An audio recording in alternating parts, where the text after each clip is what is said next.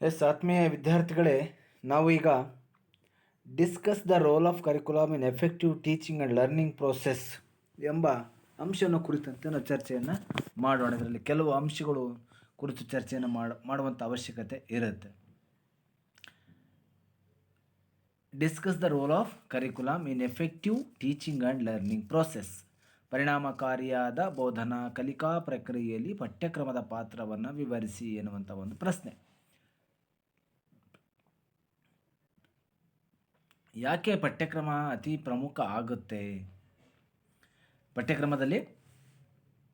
ಪಠ್ಯಕ್ರಮ ಪರಿಣಾಮಕಾರಿಯಾಗಿರುವಂತಹ ಕಲಿಕಾ ಪ್ರಕ್ರಿಯೆಯಲ್ಲಿ ಹೇಗೆ ಪ್ರಮುಖ ಪಾತ್ರವನ್ನು ವಹಿಸುತ್ತೆ ಅಂದರೆ, the first one is the environmental related components.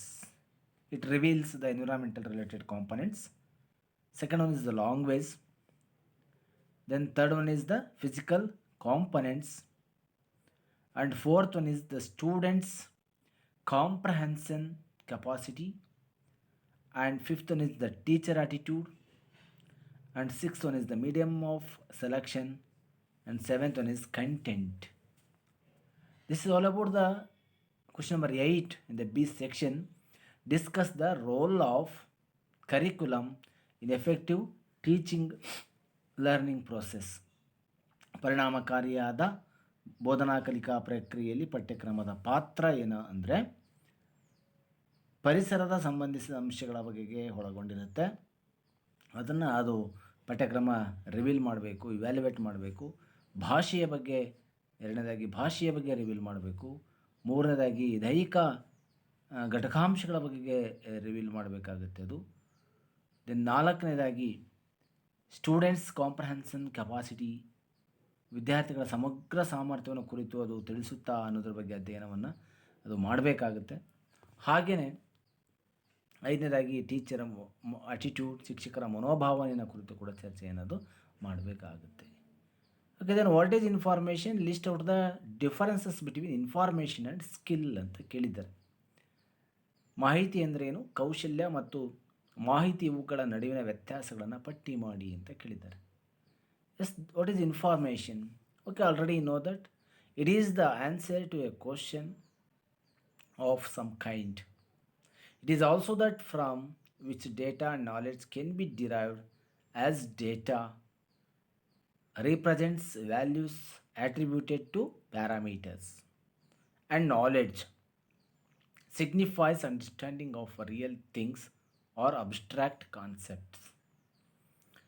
ಸಾಮಾನ್ಯವಾಗಿ ಮಾಹಿತಿ ಅಂದರೆ it is the answer to a question of some kind. ಯಾವುದೋ ಒಂದು ವಿಧವಾದ ಒಂದು ಪ್ರಶ್ನೆಗೆ ಉತ್ತರವನ್ನು ಕೊಡುವಂಥ ಪ್ರಕ್ರಿಯೆ. It is also that from which data and knowledge can be derived, as data represents values attributed to parameters, and knowledge signifies understanding of real things or abstract concepts.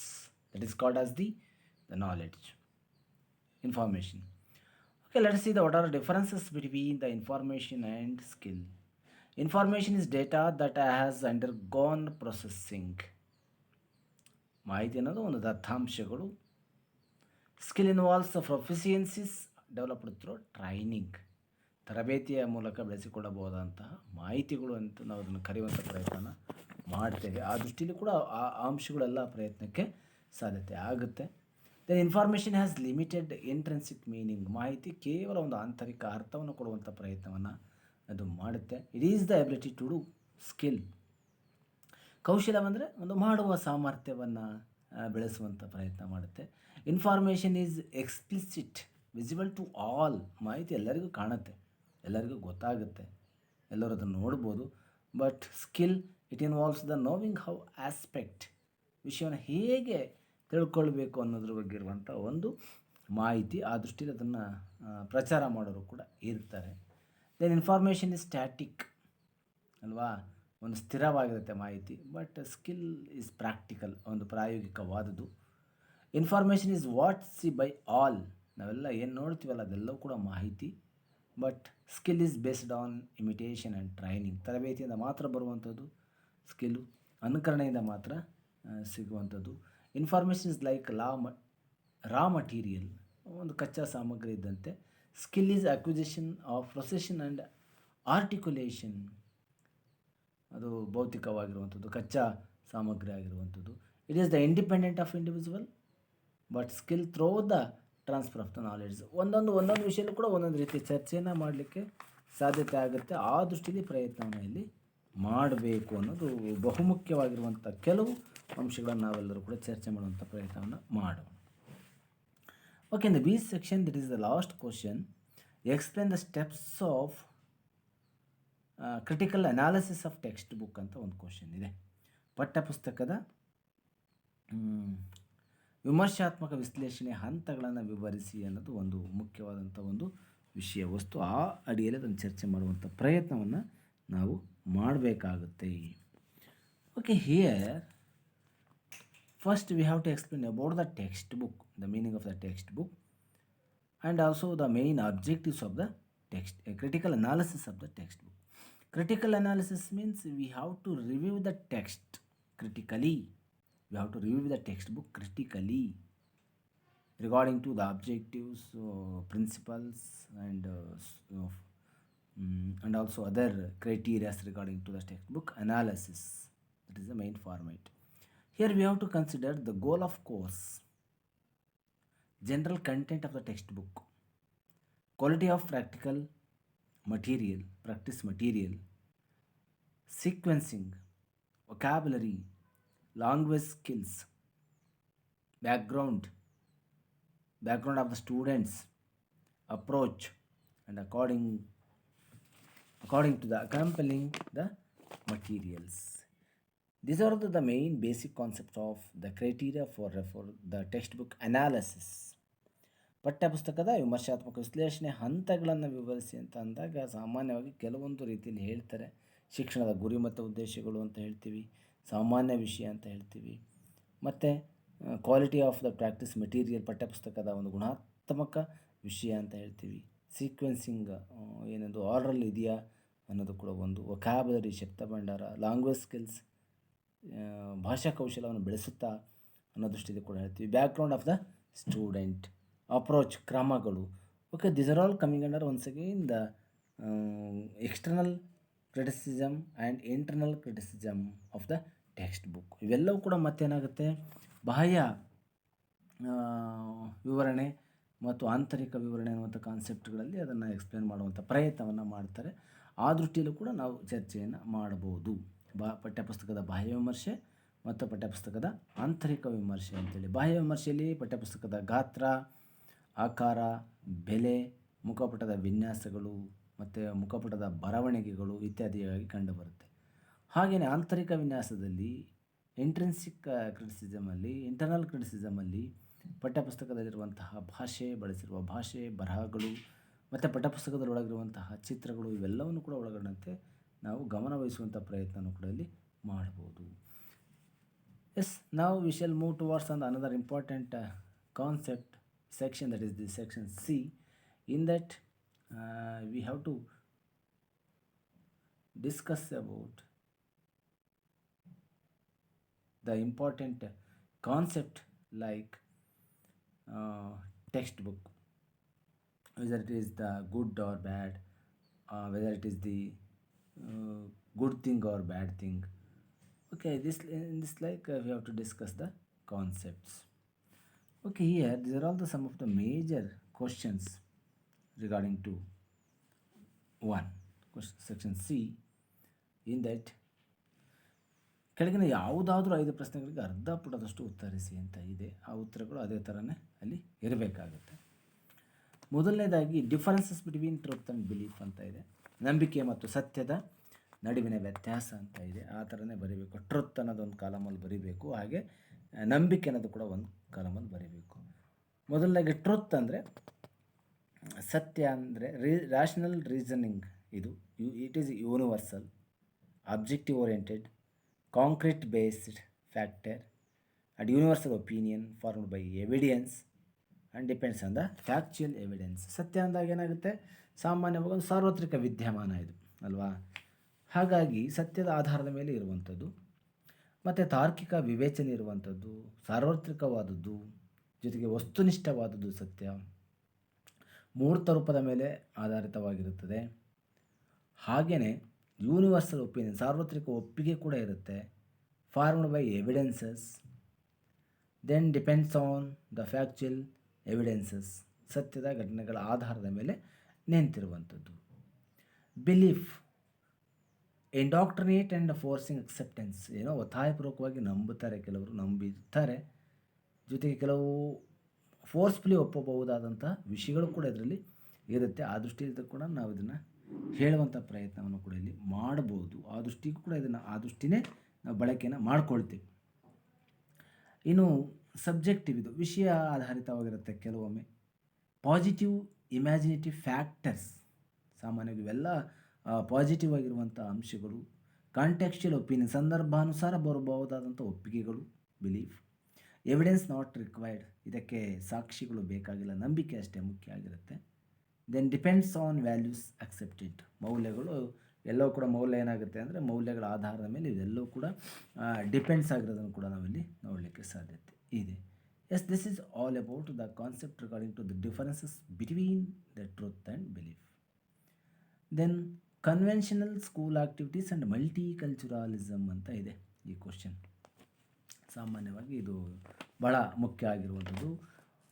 ಶಾಲಾ ಸಾಂಪ್ರದಾಯಿಕ ಚಟುವಟಿಕೆಗಳು ಮತ್ತು ಬಹುಸಂಸ್ಕೃತಿ ಅನ್ನೋದು ಒಂದು concept.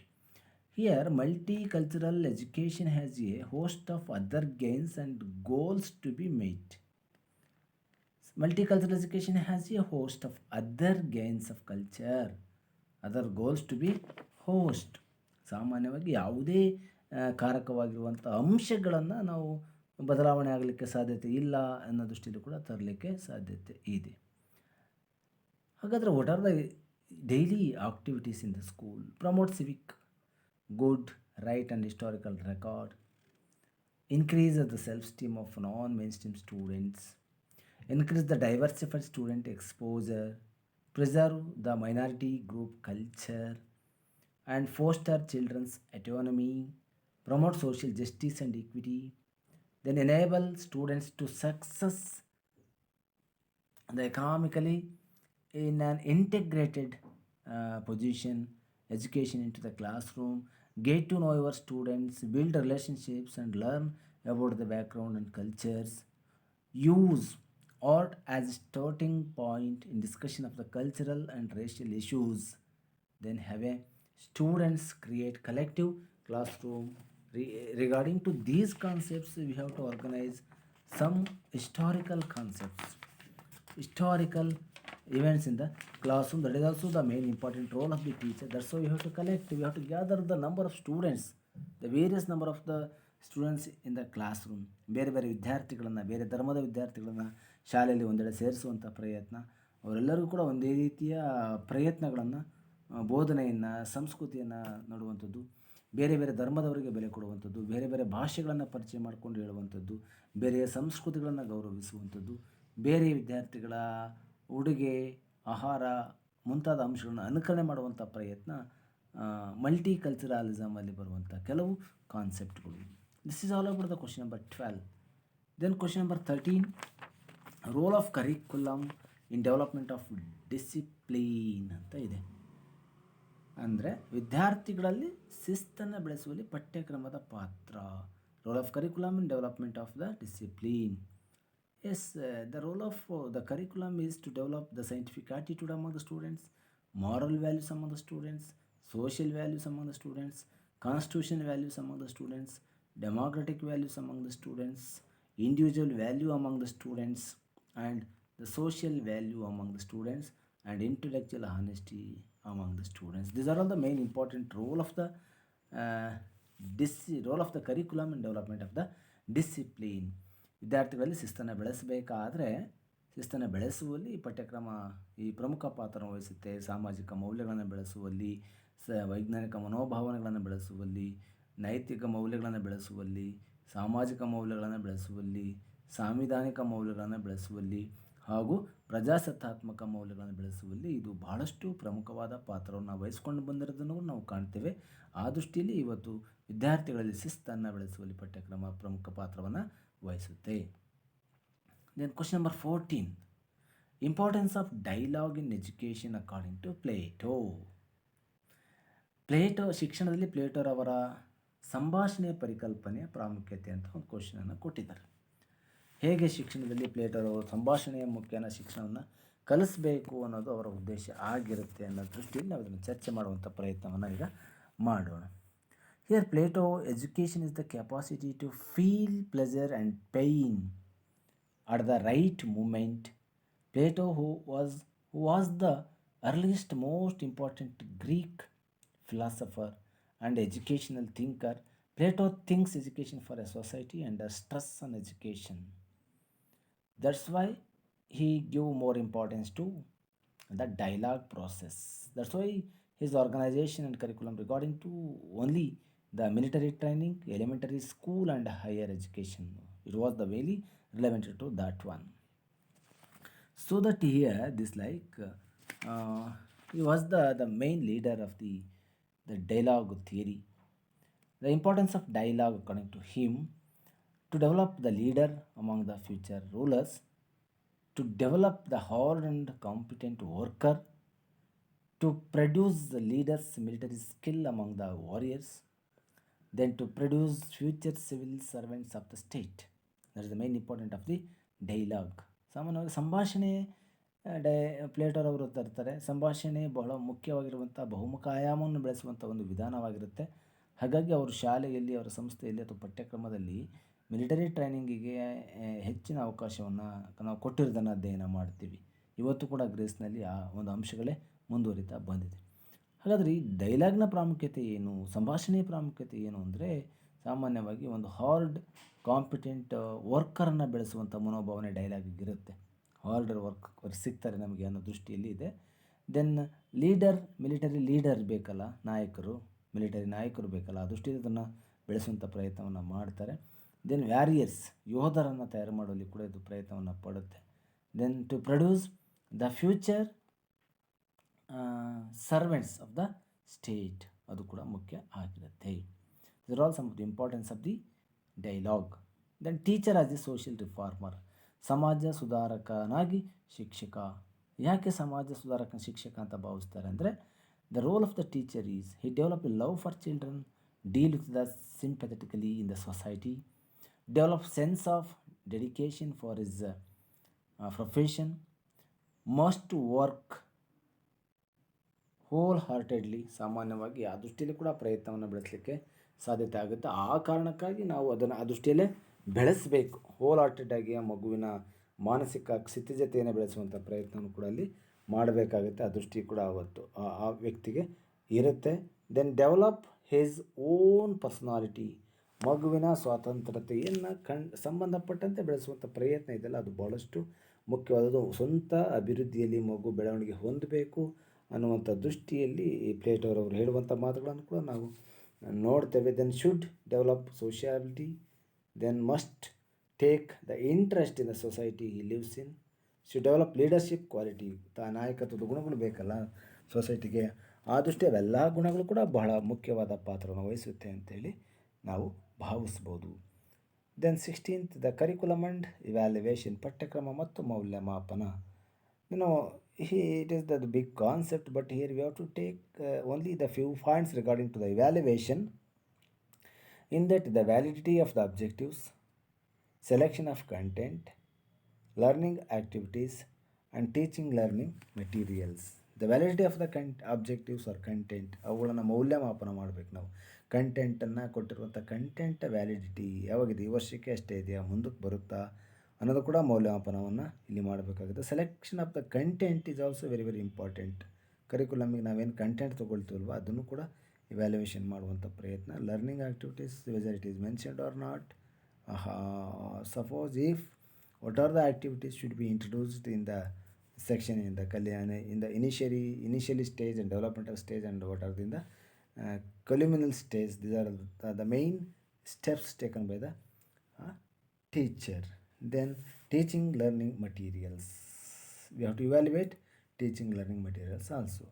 The last question is universalism and education. ಇದು ಸಾರ್ವತ್ರಿಕರಣ ಅಲ್ಲ, ಸಾರ್ವತ್ರಿಕತೆ ಆಗಬೇಕು, ಕರಣ ಆಗಿದೆ, ಸಾರ್ವತ್ರಿಕತೆ ಮತ್ತು ಶಿಕ್ಷಣ. Here, universalism is the feeling that all human beings are member of only one family, that is the world family. Only one family, that is the world family. One has to work for the welfare of all human beings, irrespective of culture, religious, region, and caste. ಸಾರ್ವತ್ರಿಕತೆ ಅಂದರೆ ಏನಂದರೆ ಒಬ್ಬ ವ್ಯಕ್ತಿ ಇಡೀ ದೇಶಕ್ಕಾಗಿ ಮನುಕುಲದ ಒಳಿತಿಗಾಗಿ ತನ್ನ ಕೆಲಸಗಳನ್ನು ದೇಶಕ್ಕಾಗಿ ಯಾವುದೇ ಜಾತಿ ಭಾಷೆ ತಾರತಮ್ಯ ಇಲ್ಲದೇ ಮಾಡ್ತಾನಲ್ಲ, ಆ ಮನೋಭಾವನೆಯನ್ನು ಸಾರ್ವತ್ರಿಕತೆ ಎಂದು ಕರೆಯುತ್ತಾರೆ. Here the education is the main weapon to develop the universal aspect among the students, universalism among the students. That's why we have to give more importance to develop the concept of the universalism. Here, education is the only powerful media to build the concept of universalism in the fruitful manner. Students must be explained the havocs of war and harmony of peace. It guides the students to think, to show their excellence in international level. Education helps to the nation to have the cordial relations with other countries to have peace. ಸಾಮಾನ್ಯವಾಗಿ ಶಿಕ್ಷಕನು ಕೂಡ ಇಲ್ಲಿ ಏನು ಮಾಡಬೇಕಾಗುತ್ತೆ, ತಾನು ತನ್ನ ಸ್ವಂತ ನಿರ್ಧಾರದಲ್ಲಿ ಬಳಕೆ ಮಾಡುವಂಥ ಪ್ರಯತ್ನ ಕೂಡ ಮಾಡಬೇಕಾಗುತ್ತೆ. ಉತ್ತಮವಾದ ಸ್ನೇಹಮಯ ವಾತಾವರಣವನ್ನು ಸಂಬಂಧವನ್ನು ಶಿಕ್ಷಕ ಹೊಂದಬೇಕು. ಅದರ ಜೊತೆಗೆ ಆತನು ಕೂಡ ಯಾವುದೇ ದೃಷ್ಟಿ ಇಲ್ಲದೆ ಯಾವುದೇ ತೊಂದರೆ ಇಲ್ಲದೆ ಎಲ್ಲರೂ ಒಂದೇ ಭಾವನೆ ಎನ್ನುವಂಥದ್ದನ್ನು ಕೂಡ ಬೆಳೆಸ್ಕೊಳ್ಳುವಂಥ ಪ್ರಯತ್ನ ಮಾಡಿದಾಗ ಏನಾಗುತ್ತೆ, ಅವರಲ್ಲಿ ನಾವೆಲ್ಲ ಒಂದೇ ಎನ್ನುವಂಥ ಭಾವನೆಯೂ ಕೂಡ ಇರುತ್ತೆ. ಹಾಗಾಗಿ ಟೋಟಲಿ ಇದು ಒಂದು ಭಾವನೆ. ಇದರಿಂದ ಶಿಕ್ಷಣ ಎಲ್ಲರನ್ನೂ ಕೂಡ ಒಂದೇ ಅನ್ನುವಂಥ ನಿಟ್ಟಿನಲ್ಲಿ ಪ್ರಯತ್ನವನ್ನು ಮಾಡಿದ್ದೆ, ಆದರೆ ಶಿಕ್ಷಣಕ್ಕೂ ಕೂಡ ಇದು ಸಾರ್ಥಕ ಆಗುತ್ತೆ. Yes my dear students, this is all about the concept of the question knowledge and curriculum. Yes, here this is the second section, this is the third questions in the A section, this is the second questions in the first question, then this is the first section, 2 questions. This is the question paper regarding to 2021.